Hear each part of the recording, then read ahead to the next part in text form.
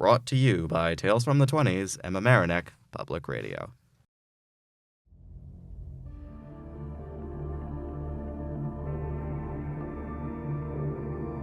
Welcome to Season 4 of Tales from the 20s, and here we have brought you a new mind-bending story that we are sure you will enjoy.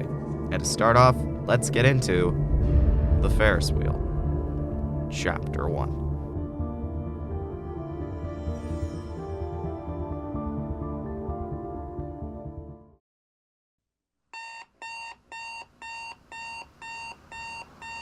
Can the clock just stay at 8 forever? No? Alright then, time to be a responsible adult.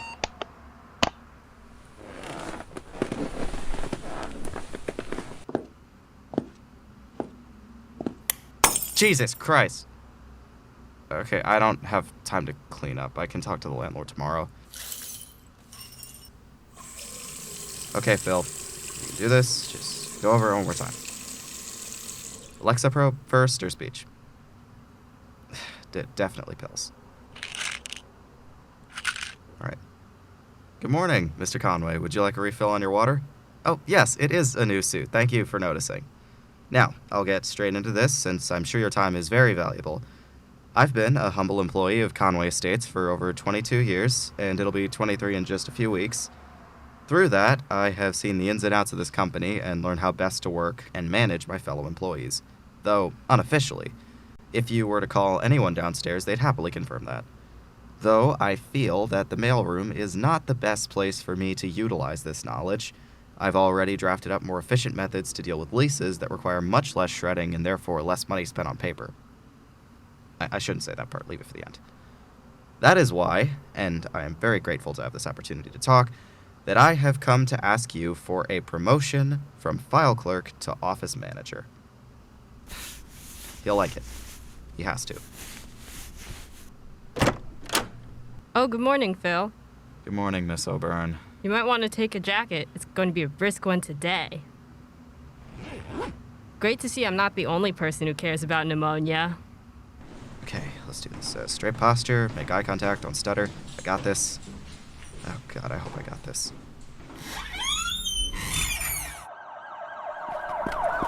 Oh God, Manny, we need to get somewhere. Wait, why is everyone running? There's some maniac in a black sedan racing down the street. He just started throwing Molotovs out the window. Half the block is on fire. You need to get out of here now. Oh, God, why did this have to happen today? Sir, I need you to get as many people in here as we can. There's a madman and he's on his way here. Where are the keys to the gate? It might keep him out. Hey, I know you can hear me. People are in danger. We don't have...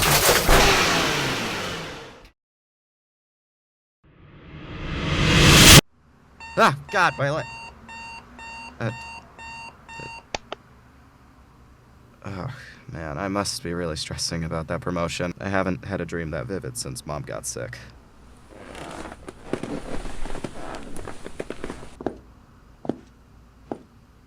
You know what? Maybe I shouldn't turn on the light, though. Oh, good morning, Phil. You might want to take a jacket. It's going to be a brisk one today. Great to see I'm not the only person who cares about pneumonia. Yeah. Have a nice day.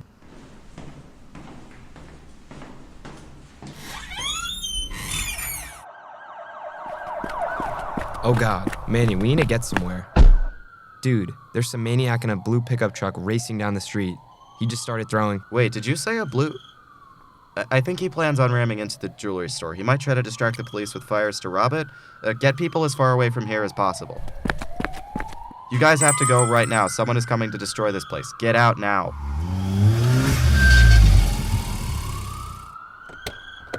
Hey, stay out of the store. I'll grind you into the asphalt. Look, we can just stay out here, but there's no need to rob this place again. You're putting people's lives in danger. Stay out of the store if you want. I just can't have you jamming my tires a second. Wait, what do you mean by again? Oh, God damn it. What did you do? How did you get in here? Why the hell do you remember what happened? I'm not sure what's going on. I had a dream that you tried to rob this store and now you are. No, this is not how it's supposed to go. You can't be in here. I won't allow it. This is my gift. Whatever you're thinking of doing, you don't have to. You can get help. I'm just trying to bring it. Hey, put the gun down. There's no need for anyone to die here. Don't worry. If you really are what I think, you'll be fine.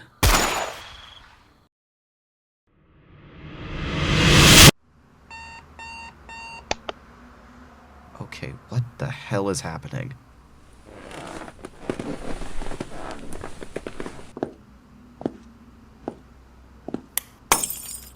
Wait, if the light bulb broke like all the other times, then that wasn't a dream at all. Oh god, that guy's gonna kill me again. Hi, Levi, this is Phil from the mailroom. I need to tell you that I can't come to work today. Actually, not at all. I'm moving out of town for good, so just give any jobs I have to Marnie. By the time you get this message, I'll probably be gone. I don't know where, but I know I'm not safe. There's some guy, he's tall, black hair, and pale skin that has what I think might be needle marks on it. Whether or not he is high, it doesn't matter. He's after me for some reason, and I can't stick around. I know this isn't much of a goodbye, and we didn't really know each other all that well, but thanks for taking this message. I know it's sudden, and I'm sorry. One last thing, could you tell Mr. Conway... You're up earlier than usual. Oh, good morning, Phil. Who's your friend here? Now, how about you turn off your phone and hand it to me? And we'll head inside to talk about the wonderful thing it seems we've got here.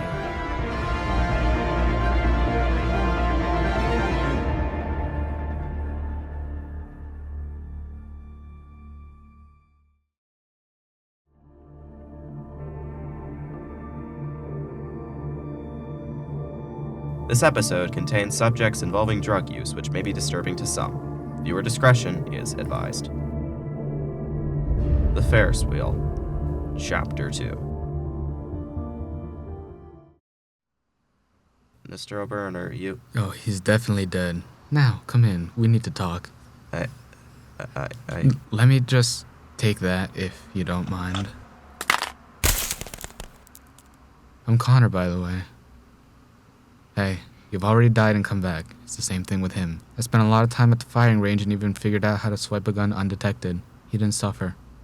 At least, I don't think. You're crazy. I'm not doing anything. We can either do this now, or I shoot you again and come back when you wake up. Thankfully, you live pretty close to where I start out. Start out? What are you talking about? What is this? I've never really done this before, but everything I'm going to tell you will be hard to swallow, so you might want to sit down.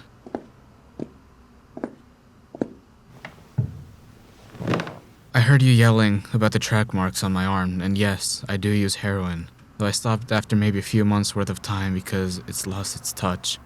When I started out, my parents weren't too fond of the idea that their son was a drug user. At the time, I didn't really care. I just saw them as a bunch of rich stiffs who wanted their son to be perfect for the rest of their lives. They tried everything to placate me so I'd be their accessory. Lavish food, lessons on whatever I wanted. It got so boring so fast that I lost sight of anything worthwhile in life.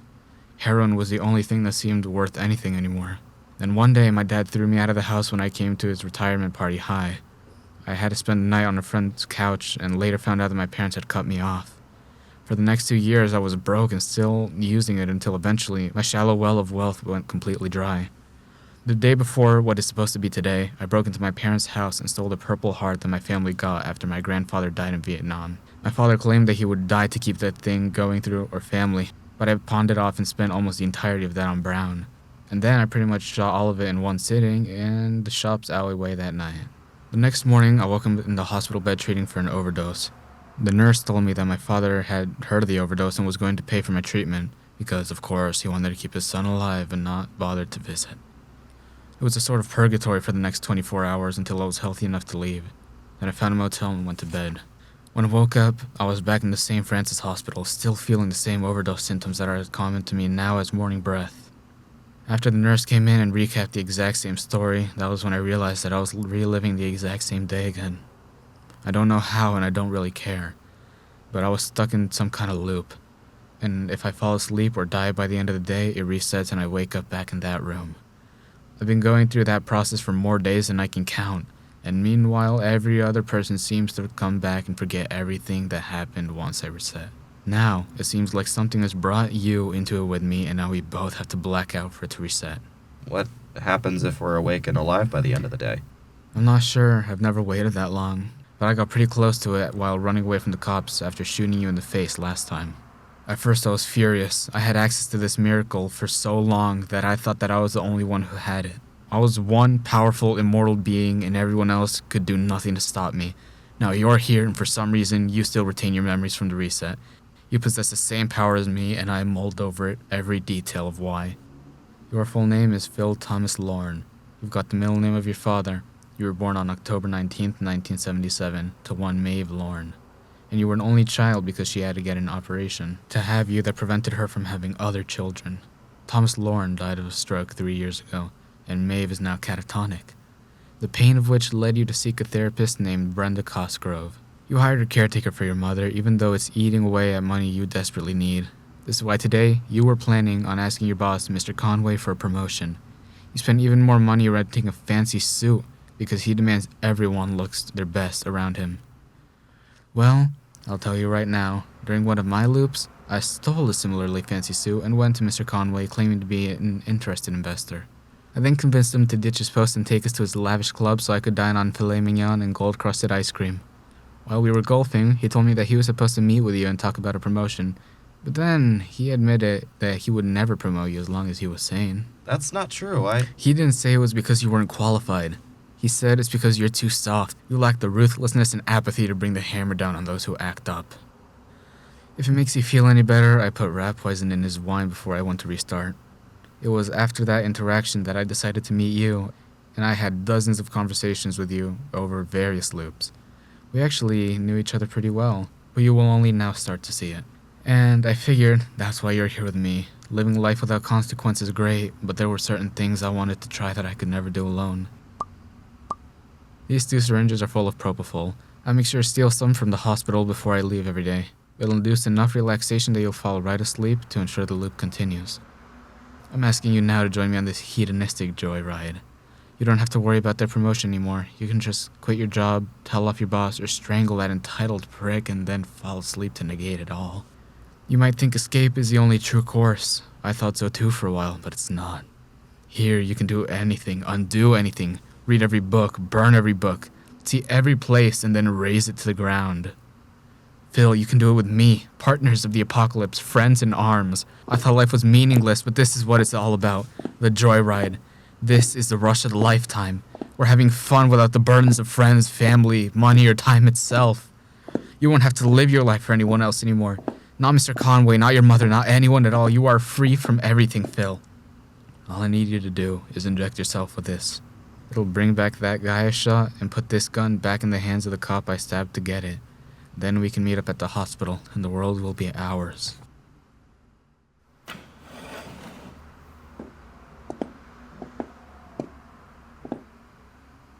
You might be able to enjoy this time without meaning, but I still care about everything outside this room.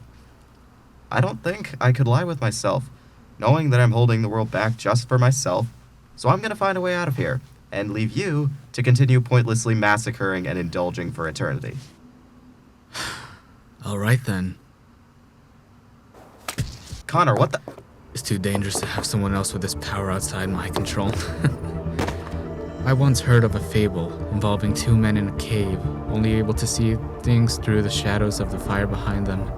One man was freed and saw the world in its true shapes, but when he tried to convince the other man to see its beauty, he denied it. You're so delusional that you can't even tell your own misery when it stares you in the face, nor do you wish to live any other way. I've seen the world past fire, and eventually you will see it too.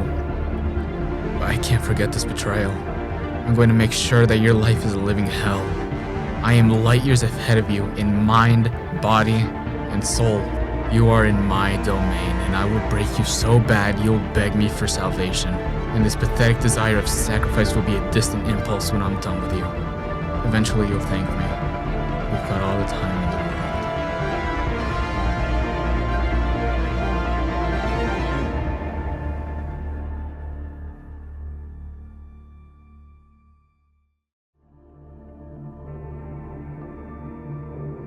This episode contains subjects of domestic violence that might be disturbing for some. Viewer discretion is advised.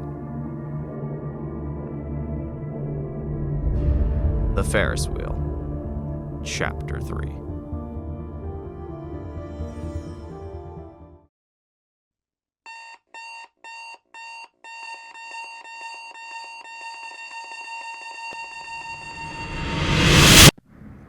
Phil. Phil, are you listening to me?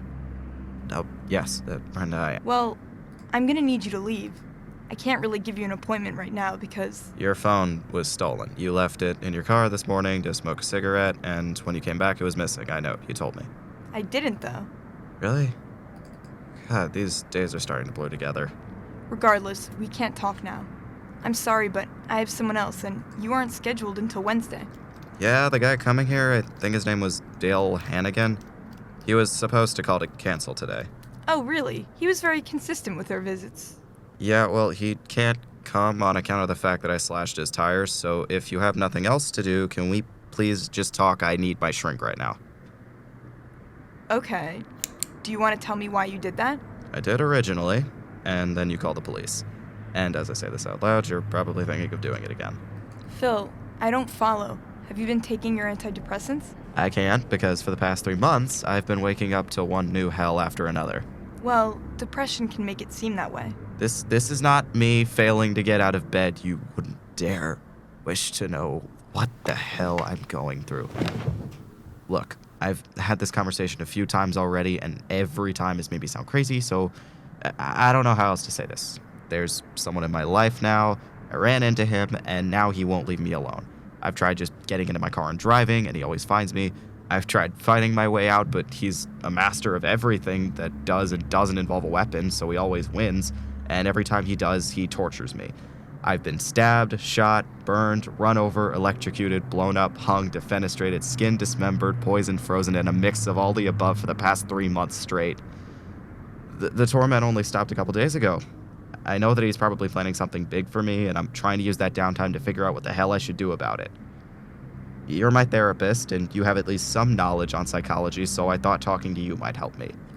Phil, back up for a second. Who's this person? He's just some guy, but all that I got from him is that he's a megalomaniac, has access to pretty much everything, and he won't back down until I give him what he wants. Okay, well, I've met people in relationships who hyperbolize details, but this does seem severe enough that you should get the authorities involved. Yeah, that's not really an option for me. This guy is basically untouchable, and every outside source I brought in failed. If I want to fix this issue, I'll have to do it myself. Alright, well, maybe you should sit down for this.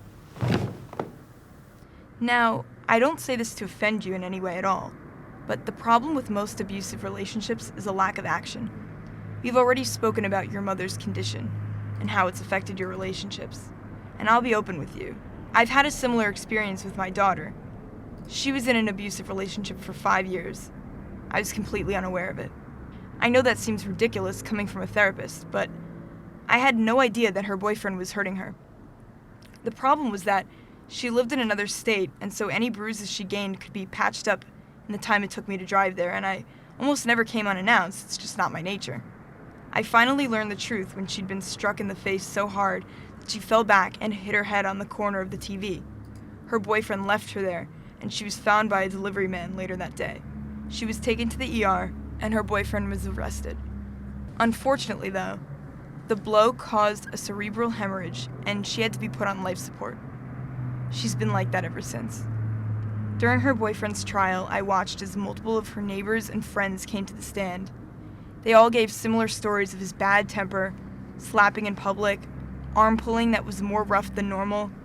One person even admitted to watching my daughter get tossed to the ground and verbally abused, but chose not to say anything due to fear of causing a scene over nothing.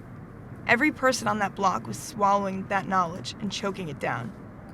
Thankfully, her boyfriend was sentenced to life, but had one of those people decided to hold him accountable earlier, then maybe my daughter could live to have a healthy relationship.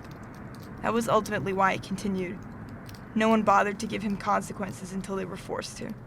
So, if you're going through something like that as well, then you need to make that monster pay for what he's doing to you. The whole reason we even continue to exist is because everyone isn't allowed to do whatever they want at the expense of others. If things aren't that severe, then you could just shut him out. Otherwise, you can... No, that's not a solution. When I say this guy is untouchable, I mean he literally is.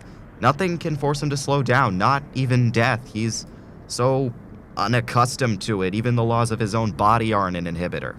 I once saw him take 3 stab wounds to the stomach and keep pushing through the pain without blinking. I once got him to chase me into a police station with a gun, and when they tried to arrest him, he killed them all and burned the place to the ground with me in it. I started training myself to wake up before him, found the hospital he starts out, and tried to stun him in his sleep, but he snapped my neck the second he opened his eyes. Even after all of that, even if I somehow succeed for even a single second of time, I can't escape him because the loop can reset. I keep coming back here to this same dry winter day like none of it ever happened. There's no consequences here. He gets away with it all with the plunge of his syringe, and every single goddamn day I have to watch him do it over and over and over. Phil, you're not making any sense. None of this makes sense anymore. I've spent the last 5 goddamn seconds of peace that I have wondering what the hell my life is now. It's not making Mr. Conway happy. It's not taking care of my mom. It's not even brushing my teeth. Whatever cruel god or parallel universe nonsense has placed the two of us together in this hell doesn't seem to care about what he does. And that applies to me and to anyone else. He ran down a crowd of people when we met. He shot my neighbor in the neck without even turning his head. And he's gonna keep killing and destroying, and even if I give in, I just risk turning into him. And I can't let that happen. If there's anything worse than every horrible thing he has done to me, it's being like him. It goes against everything that I've lived for. If I chose to join his side, and I get rid of any compassion my mother admired, any integrity my father died with, all of it is gone, and I become an unfeeling ghost. But I don't know what else to do. I respect that, but it just doesn't seem possible. Unless the world is going to end today, there's no way anyone is free of consequences, or at least the fear of them. Even if he's unburdened by shame or empathy, there's still tomorrow, and the day after tomorrow, and the day when there are no more. Even if we can't stop him, there is an end eventually. I already said this, there aren't any now. But they might not be gone for good. I don't follow. There is a boundary on this time loop that I haven't pushed yet, and he's apathetic to this concept, so maybe he hasn't considered it at all. But I need him to do what I say for once. How do you negotiate with someone who hasn't had to listen to anyone for a lifetime? I suppose it would be to make him think it's in service of what he wants and on his terms. Phil, please don't tell me you plan on some...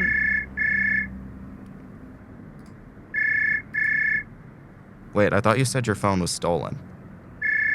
Yes, it was. Then why am I getting a call from your number? Hey, Connor? So you were the one that was stealing Brenda's phone, did you? 410 Ross Lane. You leave my mom out of this. She doesn't deserve to be met with your sick ideas. I don't think this is a matter of morality, Phil. You are the one choosing to hold out on me, and when physical pain stopped working, I realized what can really hurt you. It took me a couple days to find her, and I wanted to make sure I had your phone.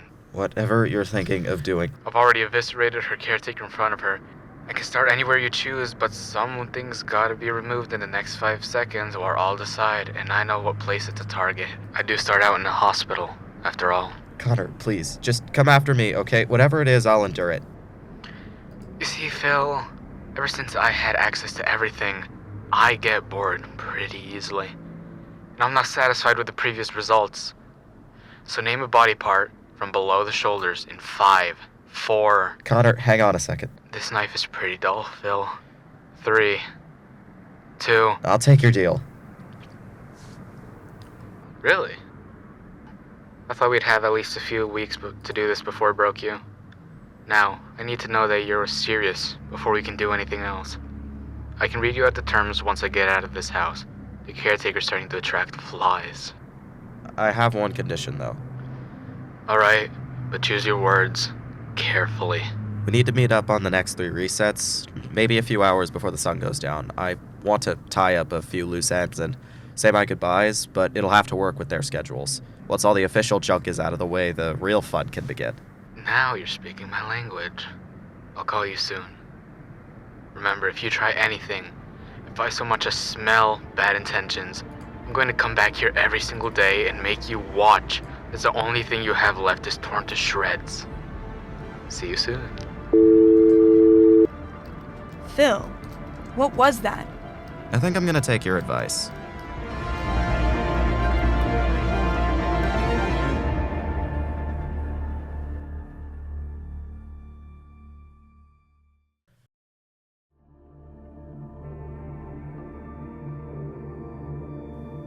Welcome to the end of Tales from the 20s Season 4. We thank you once again for your continued support and patience as we end off another story with The Ferris Wheel, Chapter 4.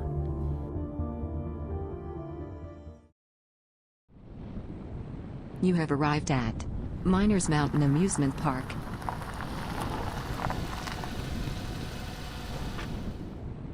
It's far enough, Phil. You can get out of your car.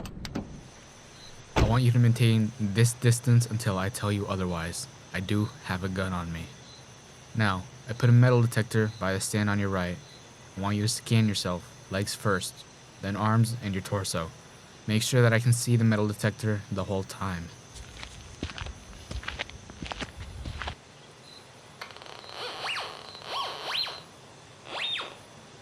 Nice. I was expecting you to at least have a pocket knife on you, but you're really serious about this. Yeah, so what do we do now?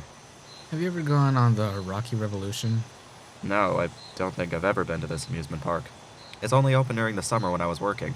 Well, we gotta fix that. Come on, this has got to be the best Ferris wheel in the US. This place hasn't seen people in a few months, but this old thing's still working. I just have to...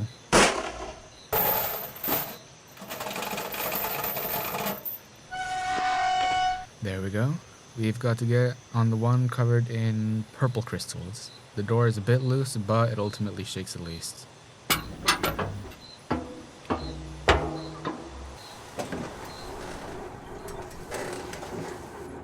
Okay, Connor, what else do? Man, I must have gone on this thing 100 times. Maybe a million, and that view never gets old. This city looks so ugly most days, and the skyscrapers make it so hard to see the sun. But this place takes you past all that, and you can just enjoy the stars. My parents used to take me here when I was 7. That was back when it had just opened up. I'd already been to Disneyland, Magic Kingdom, and all the greats, so this thing had some stiff competition. And it didn't help that the ride was still new, so it didn't have as many seats. To conserve space and time, I had to go on the ride with some other kid. He looked about my age. In fact, his birthday was only a week after mine, but he looked a bit weaker. He had no hair, his skin was concerningly pale, and he was almost continuously sweaty. He said his name was Frankie, and he said he was there because of some charity foundation for kids with leukemia. At that age, I didn't know what that was, so we just started talking about other things. When we got to the top, he looked out at the park, the city, the horizon, and I saw a twinkle in his eyes that I hadn't seen from anyone else for the rest of my life. And I didn't understand at first. Sure, the ride was big, but you could have gotten a larger view from any other building in the city. Now, I've been on helicopters, planes, and even rockets, and it all pales in comparison to this. Eventually, the ride ended and I joined back up with my parents. Frankie and I became pen pals for a while. He would vent to me about all the treatment he was going through, and I would write stories to him. Then one day, I got a letter from his doctor. Frankie died after an experimental treatment. I was depressed about his death, but I was mostly mad. My parents always tried to tell me that things happen for a reason, that we need to be grateful for what we have. But how could I possibly believe that something was looking out for us when the closest friend I had was doomed to die before he could learn to drive, or go to middle school, or taste a beer? What reason could justify any of that? What was the point of living with a sense of purpose or gratitude if it would all just amount to nothing? It all just disappears. I had a theory about why I was put here, and now that you're with me, it's making a lot of sense. I already got everything I wanted, and I abused that privilege. Now I got the same treatment. I can get literally anything by brute forcing my way in, but the one thing I can never have is another relationship with someone. On one loop, I robbed a store and tried to pay a homeless guy to be my friend for a day, and he just stabbed me and ran off with the cash. Another time, I went to a Narcotics Anonymous meeting and talked about my time here, and everyone else sympathized with me. But then I woke up and they all forgot about it. I've tried tracking down the purple heart I stole from my dad and returning it to him, but every time he just told me that I had hurt him in a way that would take years to heal. I spent so long telling myself otherwise, but I think my parents really cared about me and they just wanted to make me happy. But I just didn't want to love them back. I didn't want to let them have a part of me because once they died, I would lose that piece too. And on this day, I've abused every friendship I was given, every dollar I was loaned. Everything is gone from me, and I have this empty hole that I can fill with food, drugs, or meaningless one-night stands, but it doesn't ever feel the same. This view is so special to me because I shared it with someone else. A stranger who I was only around physically for all of 5 minutes, but someone else. Every time I see it, I remember the life he could have had, the letters we shared, and it all meant something to me. And this experience has shown me how hollow life is without someone else in it. But you're here, and we can have a bond now. Everything that I've been doing, we can do together, and we can still enjoy the memories without punishment or death. I mean, essentially, we can have our cake and eat it too. The loop put you here so I could see how important connections were, and it chose you so that I could have a life that wasn't ruled by them. We're on two sides of the same coin, and I can't express how great it is to know that I can spend my time with you, Phil. Everything else has been pecking away at my mind. Every reset, I wake up with a hangover.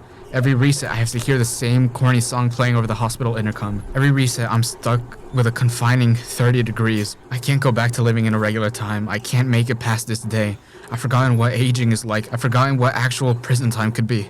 I don't want to live with what I've done, so I'd go through another 100, maybe 100,000 years of that if I can endure it with you. I didn't make a contract or anything. It's not like I can take you to court for this. So I just want you to do what I originally offered. This day will be over in 4 hours, so this time, I want you to inject me in the arm, and I'll do the same to you. After you wake up, you will be reborn. Alright then. I'm ready. It should take you a few seconds. I made sure to include a larger dose. You should be asleep soon. I wouldn't count on it. Come again? Do you remember when I got on a cruise and tried to sail away to the Caribbean so you couldn't get me? Phil, why can't I feel my arms? I thought I was safe. Until around midnight when you hijacked the ferry and rode it all the way on. You then searched every room until you found mine and put a bullet between my eyes. I was hiding in the surveillance room and I saw the fear on your face. If you had shot me a minute later, we would have been free of this. I think you were supposed to die that day, because you chose to leave instead of getting treatment. But the time loop has given you a second chance to change things, yet every time, you choose to go back to dying or falling asleep. What the hell was in that syringe? It's a mix of something called atracorium and the SSRIs that I was prescribed. Together, it creates something that looks almost identical to propofol in color and viscosity, except it acts as a paralytic. I spent those 3 loops snooping around the hospital, and I discovered that the propofol you steal every reset gets freshly shipped into the hospital that morning. All I had to do was swap the labels on the propofol and atracorium, the bottle wound up in your possession, and then you did the rest. We're gonna stay still and awake for the rest of the day, and then tomorrow will come. I also called the police saying that a heroin addict with a gun left his hospital bed and brought me here for ransom. I'll testify, and there will be enough time for you to go to a real prison. No resets, no trial and error, no more second chances. You'll pay for what you've been doing, you sick bastard. Why? I thought you were miserable with your old life. Does that really justify murdering and taking whatever I want? You aren't special, Connor. In fact, you of all people don't deserve something like this. No one does. Everyone has to live with consequences. Now, just sit down and let me. I might end up in prison, but I'm gonna kill you before I go, limp, you lying son of a... If I can't make you fall asleep, we'll just have to take the more extreme route. Connor, wait.